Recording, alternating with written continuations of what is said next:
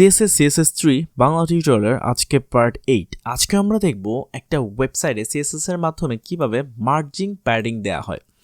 And আপনি যত বেশি ভালো করে, যত বেশি নিখুঁতভাবে আপনি মার্জিং প্যাডিং নিয়ে কাজ করতে পারবেন, আপনার ওয়েবসাইটটা যেটা আপনি তৈরি করবেন সেটা দেখতে তত অ্যাট্রাকটিভ লাগবে।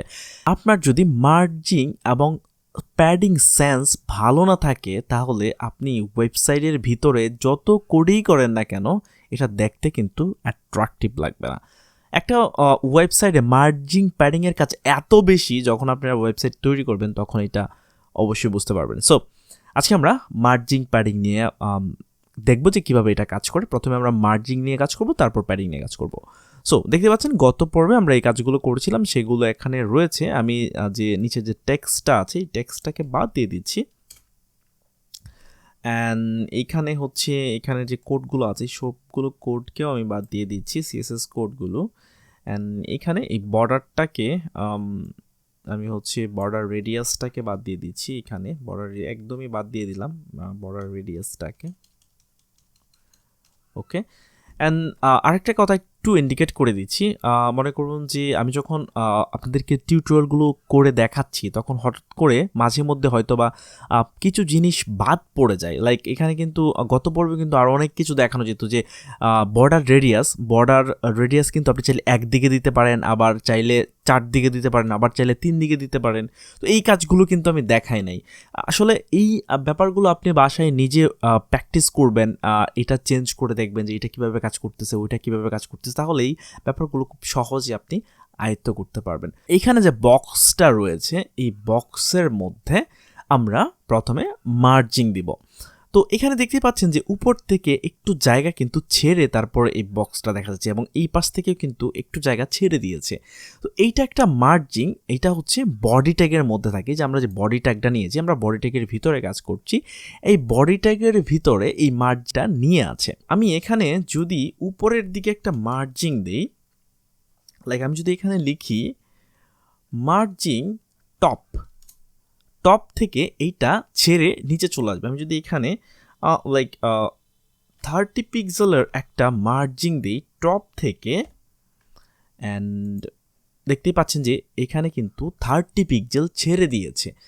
এবং মার্জিং প্যাডিং আমি যদি আমার নিজের পার্সোনাল অভিজ্ঞতার কথা বলি, আমি যখন এই কাজগুলো শিখি তখন এই মার্জিং প্যাডিং দুটা কিন্তু একবারে গুলায় ফেলতাম। আমি বুঝতেই পারতাম না যে কোনটা মার্জিং কোনটা প্যাডিং।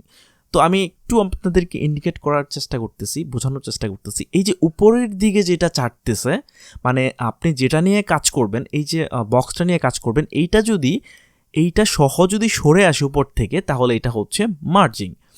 তো এখানে হচ্ছে 30 পিক্সেল আমি একটা মার্জিং দিলাম, এবং আমি এই পাশে একটা মার্জিং দিয়ে দিব, মার্জিং লেফট। লাইক এখানে আমি 50 পিক্সেলের একটা মার্জিং দিয়ে দিচ্ছি।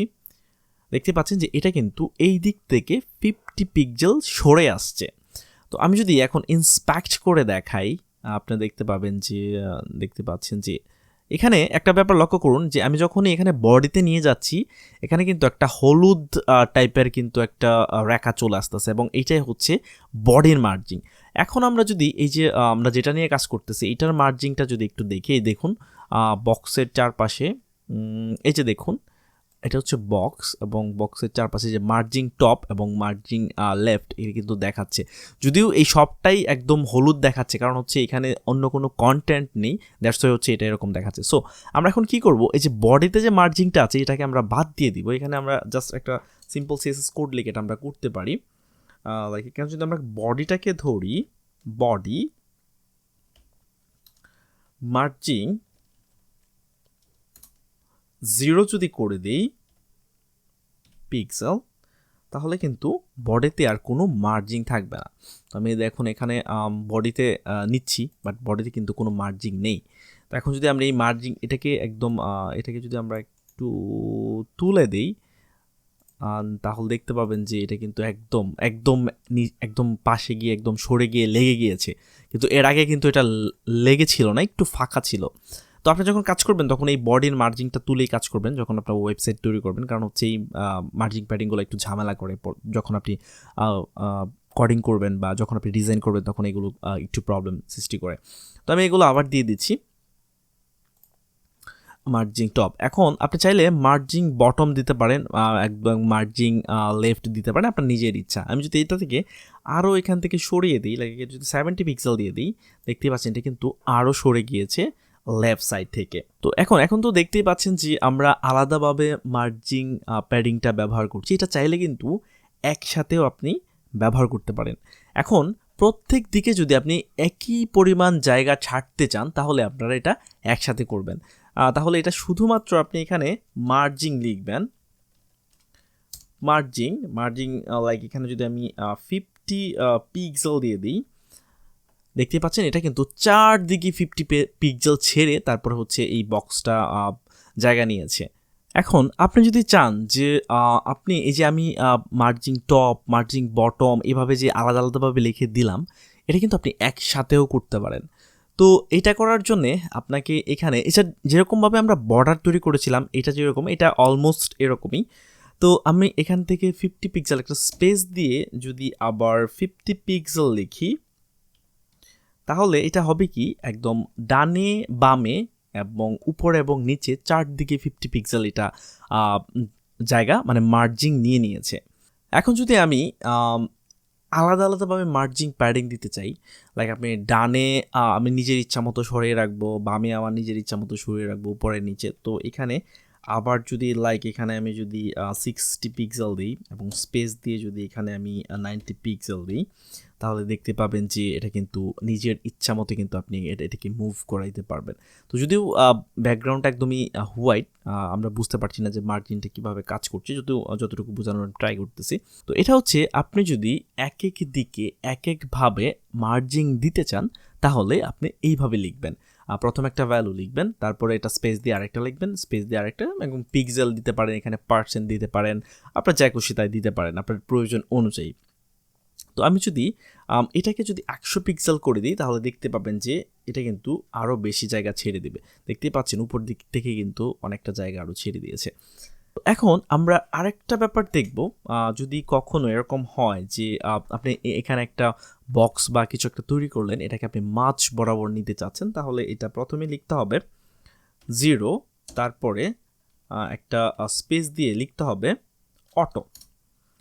তো এটা অটো লেখার সাথে সাথে দেখতে পাচ্ছেন যে এটা কিন্তু একদম মাঝে চলে গিয়েছে, মানে এই পাশে সে যতটুকু জায়গা নিয়েছে এই পাশেও কিন্তু ততটুকুই জায়গা নিয়েছে। আপনি যদি ইন্সপেক্ট করে দেখেন তাহলে দেখতে পাবেন যে সবটা মার্জিং কিন্তু সে নিয়ে আছে। এই যে এটা হচ্ছে আমাদের বক্স, দেখতে পাচ্ছেন যে এটা কিন্তু একদম মাঝ বরাবর চলে গেছে। এরকম অনেক সময় আপনার দরকার হবে যে এটা একদম মাঝে নিয়ে আসার জন্যে, তো তাহলে কিন্তু আপনি এটা করতে পারেন। একটা ব্যাপার একটু লক্ষ্য রাখবেন, এখানে হাইট এবং উইথ 300 পিক্সেল রয়েছে। তো এখানে ডিসপ্লেটা কিন্তু অনেক বড়, হ্যাঁ, ডিসপ্লেটার এখানে স্ট্যান্ডার্ড একটা ওয়েবসাইটের উইথ থাকে হচ্ছে 1170 পিক্সেল। দেখতে পাচ্ছেন যে আমরা যে ডিসপ্লেটা কিন্তু অনেক বড়, সেই জন্য কিন্তু এটা মাঝ বরাবর চলে আসতে পারছে।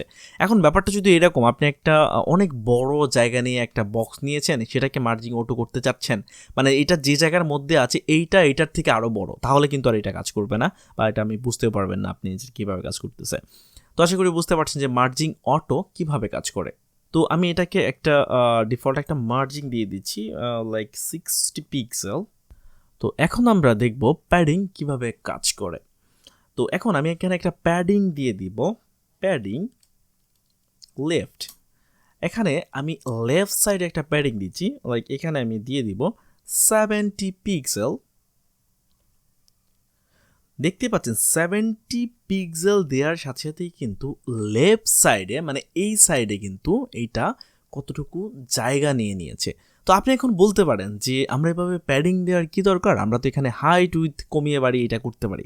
না, সবসময় কিন্তু আপনি এটা করতে পারবেন না, কারণ হচ্ছে আপনি যখন ওয়েবসাইট তৈরি করেন সবসময় কিন্তু এভাবে হাইট উইথ আপনি যে ডিআইভি নেবেন এটা কমানো বাড়াতে পারবেন না।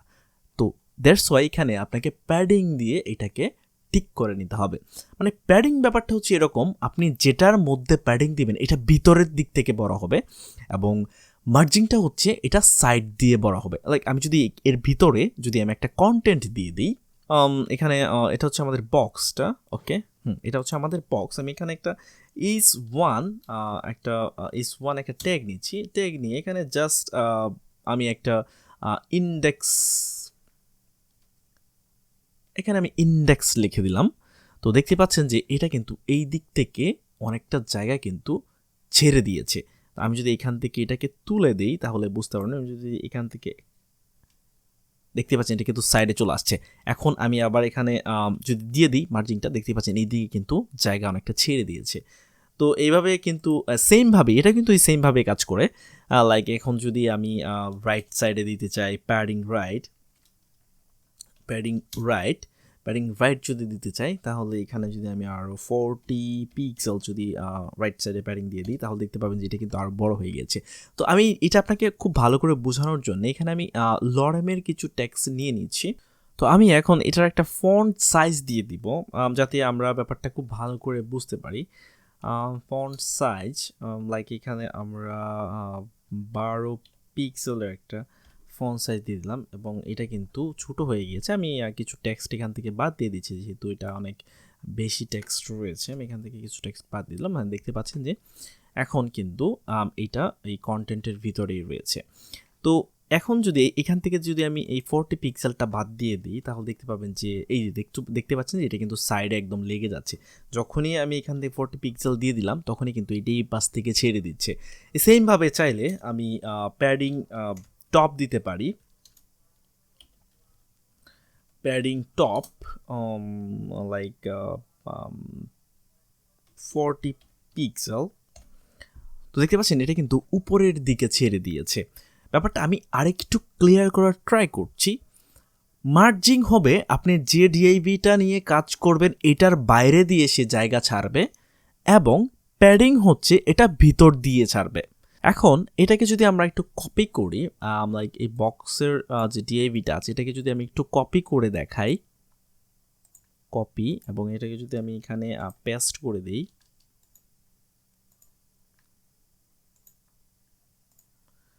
এখন এটাকে আমি পেস্ট করে দিলাম। দেখতে পাচ্ছেন এখানে উপরের দিকে কিন্তু অনেকটা জায়গা নিয়ে আছে। তো এখানে আমরা এটার মধ্যেও কিন্তু এটা যেহেতু আমি কপি করে দিয়েছি এবং বক্স একটাই কাজ করতেছে, তো এটাকে যদি আমি বক্স 2 নাম দিয়ে দিই, বক্স 2, ওকে, দেখতে পাচ্ছেন এখান থেকে কিন্তু সকল ডিজাইন কিন্তু চলে গিয়েছে। তো আমি এটাকে আবার কপি করছি, কপি করার পর এটাকে কপি করার পর এটাকে আমি আবার এখানে পেস্ট করে দিচ্ছি। পেস্ট করে দেওয়ার পর এটাকে আমি যদি এখানে বক্স 2টা লিখি, বক্স 2 লিখতেছি, এখন দেখতেই পাচ্ছেন যে এটা কিন্তু আবার ডিজাইনটা নিয়ে নিয়েছে, মানে আমরা এই ডিএবিকে ধরে ফেলছি। তো এখন এটাকে যদি আমি উপর দিকে, মানে এখান থেকে যদি আমি মার্জিং টপ, যে মার্জিং আছে 60 পিক্সেল করে চারদিকে মার্জিং আছে, এই মার্জিংটা যদি বাদ দিয়ে দিই তাহলে দেখতে পাবেন যে এটা কিন্তু উপরের দিকে চলে যাবে। লাইক এখান থেকে যদি আমি এটাকে 0 করে দিই, দেখতেই পাচ্ছেন এটা কিন্তু এই পাশে চলে আসছে, মানে যেহেতু কোনো মার্জিংই নাই, যেহেতু এটা এই পাশে চলে আসছে এবং এটা কিন্তু উপরের দিকে আর যাচ্ছে না। কেন যাচ্ছে না? কারণ হচ্ছে যে উপরেও কিন্তু আমরা একটা মার্জিং দিয়ে রাখছি। এই যে দেখুন বক্স 2, এটা হচ্ছে বক্স, এটা হচ্ছে বক্স, এই যে উপরে 60 পিক্সেলের মার্জিংটা যদি আমরা একদম উঠায় দিই তাহলে দেখতে পাবেন যে দেখতে পাচ্ছেন যে এটা কিন্তু অলমোস্ট উপরের দিকে চলে গেছে। পিয়ারগুলো বাদ দিয়ে দিই, দেখতে পাবেন যে এটা কিন্তু উপরে একদম দেখতে পাচ্ছেন লেগে গিয়েছে। এখন আমি যদি চাই নিচেরটাকে একটু ধাক্কা দিয়ে উপর থেকে সরিয়ে দিতে, মানে উপরে যদি আমি মার্জিং দিতে চাই, লাইক এখন যদি আমি এখানে একটা মার্জিং দিই, বক্সের মধ্যে মার্জিং বটম, আমি চাচ্ছি যে এটা এখান থেকে 60 পিক্সেল দূরে চলে যাবে, এবং 60 পিক্সেল দেখতে পাচ্ছেন যে এটা কিন্তু 60 পিক্সেল নিচে চলে আসছে। তো আশা করি বুঝতে পারছেন যে মার্জিং এবং প্যাডিং কীভাবে কাজ করে। মার্জিং আপনাকে যে বিষয়টা নিয়ে কাজ করবেন, যে ডিএভিটা নিয়ে কাজ করবেন, এইটার থেকে বাইরের দিকে সে জায়গা নেবে, এবং প্যাডিং এই যে বিষয়টা নিয়ে আপনি কাজ করবেন, যে ডিএভিটা নিয়ে কাজ করবেন, এটার ভিতরের দিকে সে জায়গা বাড়াবে। তো এটা খুবই একটি ইম্পর্ট্যান্ট এই ব্যাপারগুলো একটু বাসায় প্র্যাকটিস করবেন। মার্জিং, প্যাডিং, আমি জানি এত ভালো করে বোঝানোর পরেও আপনার হয়তো ব্যাপারটা একটু তালগুল পাকিয়ে যাইতে পারে। সো আপনি যদি বাসায় একটু প্র্যাকটিস করেন তাহলে এটা আপনার কাছে অনেক ক্লিয়ার এবং ইজি হয়ে যাবে। পরবর্তী টিউটোরিয়ালে অন্য কোনো টপিক নিয়ে কথা হবে, আর সেই পর্যন্ত ভালো থাকুন, আর প্লিজ চ্যানেলটা সাবস্ক্রাইব করুন। পরবর্তীতে অন্য কোনো টপিক নিয়ে আমরা কথা বলবো, সে পর্যন্ত ভালো থাকুন, ধন্যবাদ।